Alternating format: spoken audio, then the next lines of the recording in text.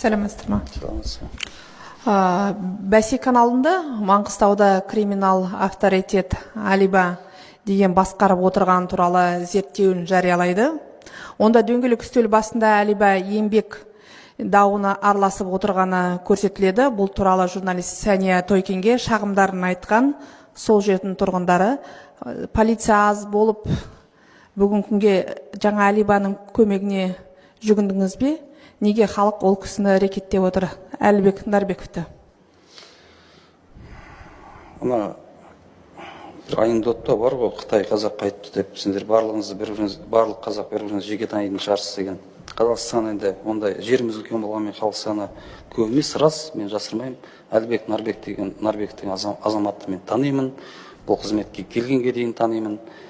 Енді әлеуметтік желіде жүріп жатырған, болмаса интернет ресурстарындағы қауесеттерге қатысты.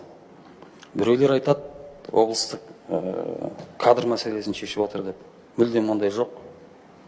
Болмаса конкурстарға араласып отыр дейді. Ондай мәселе ол да мүлдем жоқ. Ешқандай кадр болмаса конкурс мәселесіне ол кісі араласа алмайды. Ол кадр мәселесі бізде заңға сәйкес конкурс арқылы өзінің бекітілген ретімен адамдар алынады. Мысалы бізге Ақтөбе облысынан келіп жұмыс жасап жатыр. Қостанайдан, Қазақстан түкпір-түкпірінен, сондықтан ол әңгіме шындыққа мүлдем жанаспайды. Яғни бәсе каналындағы шыққан ақпарат бұл шынайы емес пе? Ол жерде жаңағы дөңгелек үстелдің болып жатқан видеолары тарағаны, ол да яғни өтірік пе? Дөңгелек үстелде біздерде күніге қаншама дөңгелек үстел етеді. Жүздеген дөңгелек үстелдер өтіп жатады әртүрлі тақырыптарға. Олардың барлығын барып бір криминалға, болмаса басқа да бір дұрыс емес нәрселерге тақап тастайтын болса, мен білмеймін. Бірақ бір нәрсені нақты айтып кетемін, ешқандай ОПГ деген Маңғыстау облысында жоқ. Егер бар болса, іс жүзінде дәлелдесін, болмаса сол айтқан адамдар көрсетіп берген дұрыс болар еді. Әлібек Нарбеков сізде қандай жұмыс атқарады? Ол ешқандай жұмыс атқармайды бізде.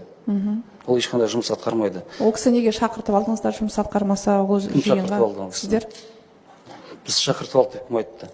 Енді жиында отырсын. Мадина ханым, уақыт. Жиында отырғанда әртүрлі жиындарға қатыса береді, оны Маңғыстауға айтып отыр. Күніге қанша мың адам келеді, қанша мың адам кетеді. Оның бәрі кім келіп, қай жерде. Сіз танимын деп айттыңыз ғой, енді сіздің аузыңызды. Жоқ, мен танимын. Мен ұялы телефонда 6,5 адам телефоны бар. Мен көп адам танимын. Бірақ өйтіп келіп жаңағы енді танысаңыз айтсаңызшы, кім ол? Ол кісі қандай адам? Қызметкер ма? Қызметкер емес. Мұнайшы ма? Мұнайшы да емес. Енді кім? Мадина ханым, спикер жауап берді ғой. Баспасөз мәслихатынан соң нақтыласаңыз, уақыт қой бізде. Жауап берді. Ол кісінің отырған жиналысын жақсы сізге қызық болса мен анықтаймын, кім ретінде отырған. Бірақ мен бір нәрсені айтып кетуім керек шығар осыда. Келіп Маңғыстауға әртүрлі мүжәліс отбасыларға көмектесіп жатқанын мен білемін, естіп отырмын. Сол азаматтардың, мысалы, Жетібай деген жерде спорт кешенін салып берді, меценаттарды тартып, инвесторларды тартып, әлде демеушілерді тартып дейін ба, сол жұмыстар жасап жатырғанын мен білемін. Яғни ол кісі инвесторларды тартып атса, меценаттарды тартып атса, ол өзі меценат емес, не инвестор емес, не мұнайшы емес, не әкімдік қызметкер емес қой, ол кім? Маңғыстаудың тұрғыны ма? Ол Маңғыстаудың тұрғыны емес, мен білетін жерде, ол Астана қаласының тұрғыны.